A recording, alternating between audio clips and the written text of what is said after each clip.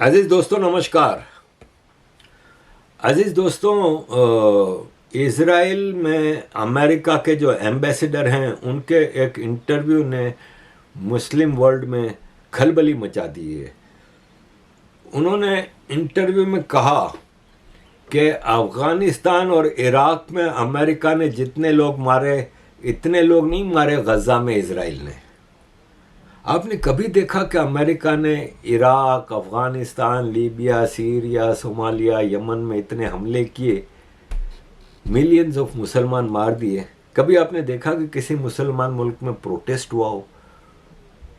जिस तरह आज सऊदी अरब बहुत ज़्यादा बढ़ चढ़ के इज़राइल के मतलब फ़लस्तीनियों की बात करता है, आपने कभी देखा कि इराक या सीरिया या अफ़गानिस्तान के लिए, या पाकिस्तान दुनिया का सबसे हिपोक्रेट मुल्क, कभी उसने इराक, सीरिया, अफ़गानिस्तान, लीबिया के लिए बात की हो?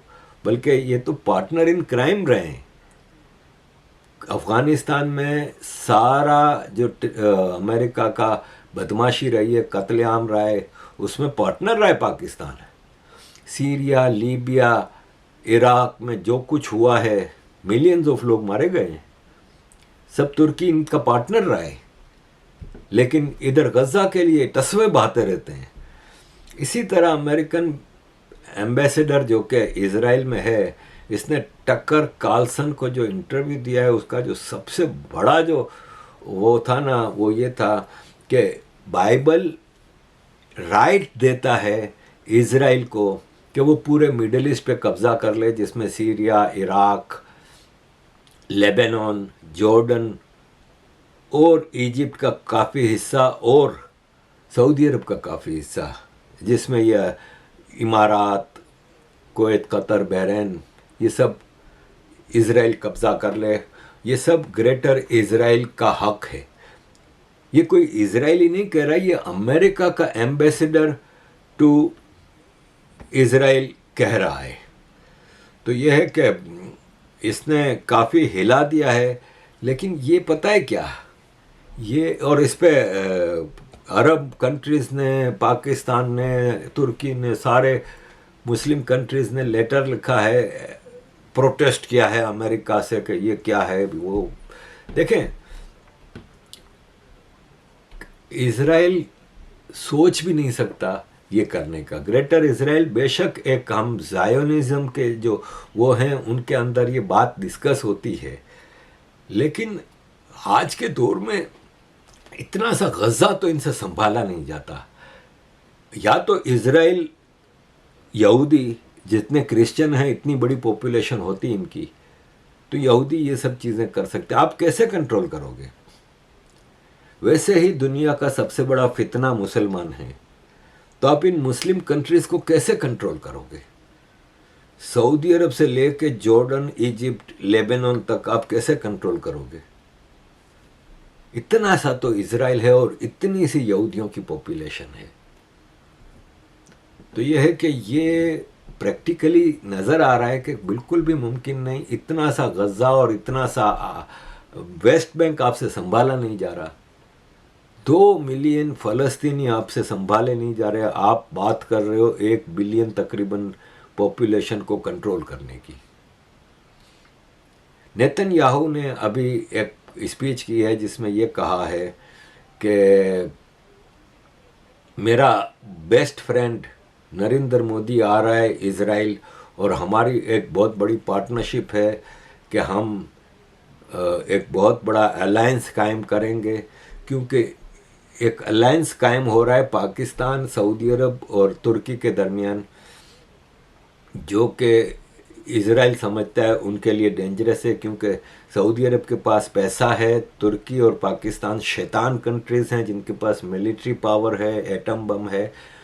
तो ग्रीस, इंडिया और इमारात और इज़राइल की पार्टनरशिप में ये समझता है कि इसने कहा है कि हम आगे बढ़ेंगे और कंट्रोल करेंगे रीजन को। वो बात चलो समझ में आती है कि, और ये ज़रूरी भी है, क्योंकि जिस तरह से आप यूरोप का कॉर्नर है तुर्की, वहाँ से लेके इंडिया तक आप आएँ तो इस पूरे रीजन में फितना फसाद कितना है, ये सारे फितने फसादी को कंट्रोल तो करना ज़रूरी है। लेकिन अमेरिकन एम्बेसडर का ये कहना कि greater Israel, I don't think कि इंडिया इंक्लूडिंग कोई भी इसको मानने को तैयार नहीं है।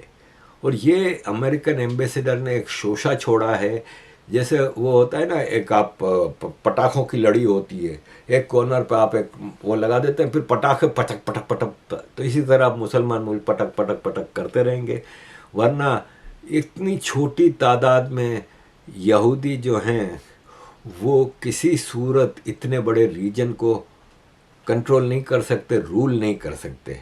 It's an impossible thing.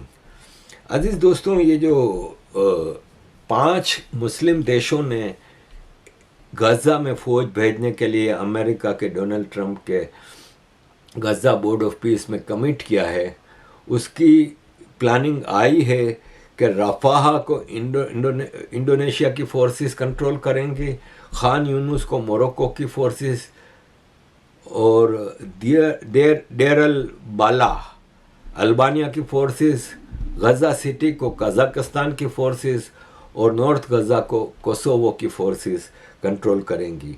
अब इनमें इंडोनेशिया मुसलमान देशों का सबसे बड़ा मुल्क है, लेकिन उसकी वैल्यू इतनी बड़ी नहीं है। मुसलमान देशों में अगर पावर के लिहाज से, मिलिट्री पावर के लिहाज से बात करें तो तुर्की और इजिप्ट और पाकिस्तान की बात होती है। इकोनॉमी की बात करें तो सऊदी अरब है, इमारात है, तुर्की है, ये इकोनॉमिक थोड़े बहुत पावर रखती हैं। लेकिन ये अल्बानिया, मोरक्को, कज़ाकिस्तान, कोसोवो, ऐसे देशों ने गज़ा बोर्ड ऑफ पीस को ज्वाइन किया है। अब किस तरह कंट्रोल होता है ये सब तो आगे देखी जाएगी। अजीज़ दोस्तों, अरबियन गल्फ़ में अमेरिका का बहुत ज़्यादा फ़ौजी जमा होता जा रहा है। अब तो कई क्वार्टर से खबरें आ रही हैं कि सऊदी अरब ने भी इजाज़त दे दी है कि आप ईरान को अब सबक सिखाएं।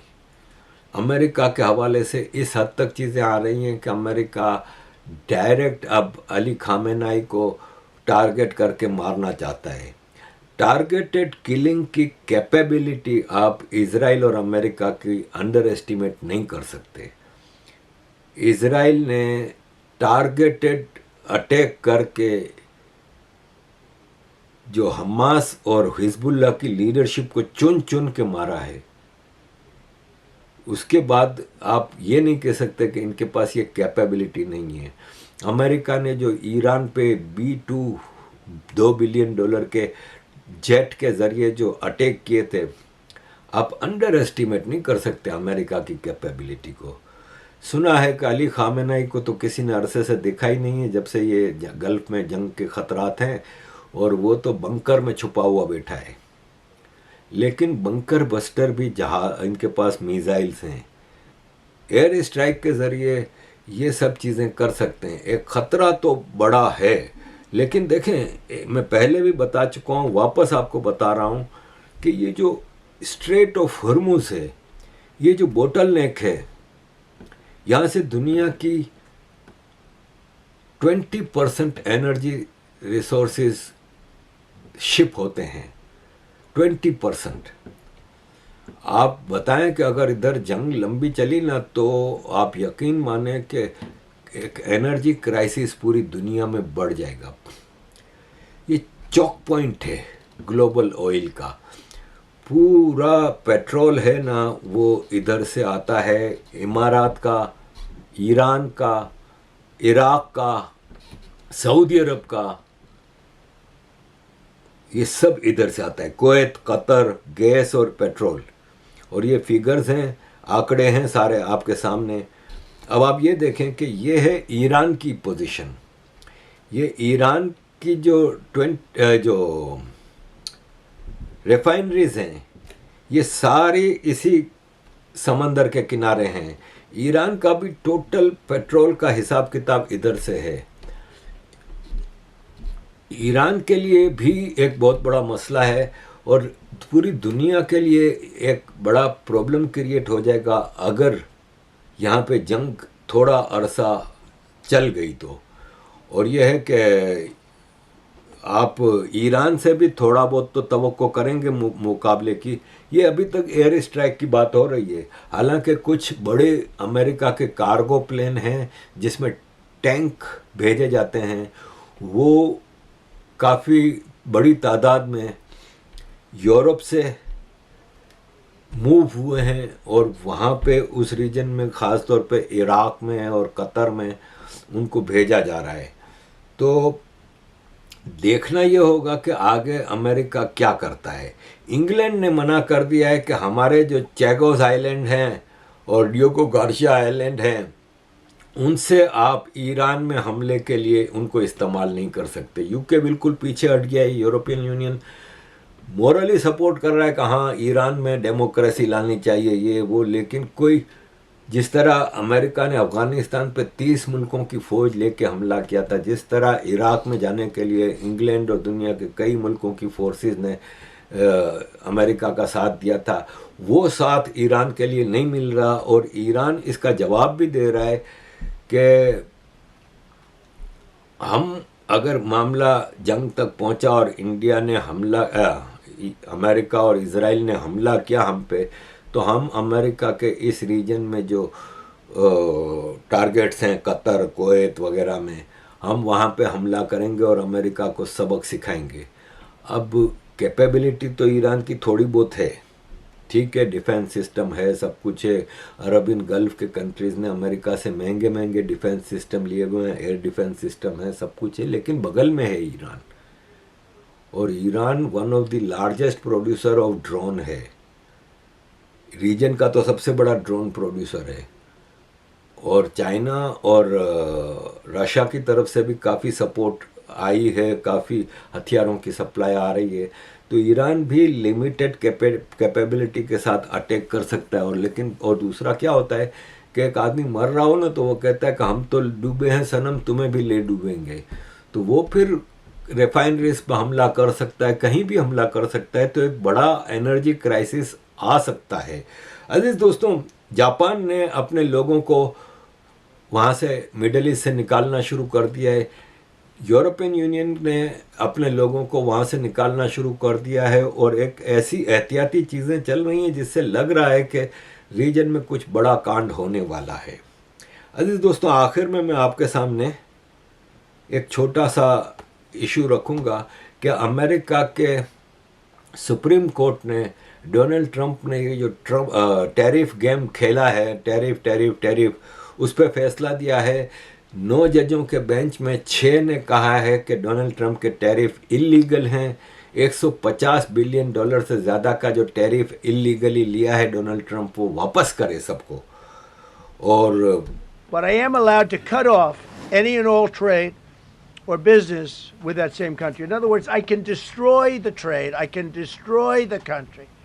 I'm even allowed to impose a foreign country destroying embargo. I can embargo. I can do anything I want, but I can't charge $1. Because that's not what it says. And that's not the way it even reads. I can do anything I want to do to them, but I can't charge any money. So I'm allowed to destroy the country, but I can't charge them a little fee. I could give them a little two-cent fee, but I cannot charge under any circumstances. I cannot charge them anything. Think of that. How ridiculous is that? I'm allowed to embargo them. I'm allowed to tell them you can't do business in the United States anymore. We want you out of here. But if I want to charge them $10, I can't do that. It's incorrect. Their decision's incorrect. But it doesn't matter because we have very powerful alternatives that have been approved by this decision. You know, they've been approved by.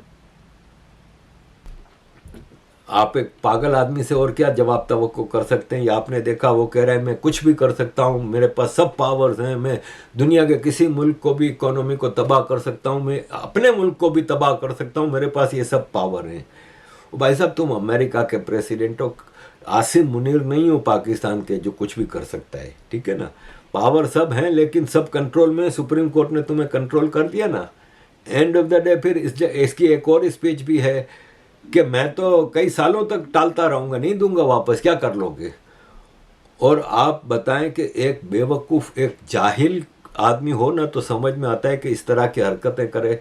इसने फौरन supreme court के फैसले के बाद इसने कहा कि मैं 10% एडिशनल टैरिफ लगा रहा हूँ सबके ऊपर। अगले दिन कहता है मैं 10 से 15% एडिशनल टैरिफ लगा रहा हूँ। ये टैरिफ जो खेल है, आपको मैं पहले भी बता चुका हूँ कि इसका नुकसान टोटली अमेरिकन्स को पड़ रहा है। देखिए, गवर्नर गैविन न्यूसोम ने कहा कि ये सारा पैसा वापस करना होगा डोनाल्ड ट्रंप को जो ये टैरिफ की उसमें ले रहा है, लेकिन टैरिफ अमेरिकन कंपनीज को देना पड़ता है। एक मिसाल है कि इंडिया पे टैरिफ लगा रहे हैं आप। इंडिया की जो कंपनी एक्सपोर्ट कर रही है अमेरिका की चीज़ों को, आपने इसके ऊपर टैरिफ लगा दिया सपोज 50%, वो 50% इंडिया नहीं देगा भाई। वो अमेरिकन कंपनी ड्यूटी तो जो इंपोर्टिंग होती है कंपनी वो देगी ना। तो वो अमेरिकन कंपनी जब ड्यूटी देगी, टैरिफ देगी, तो नुकसान किसका होगा? अमेरिकन कंपनी का।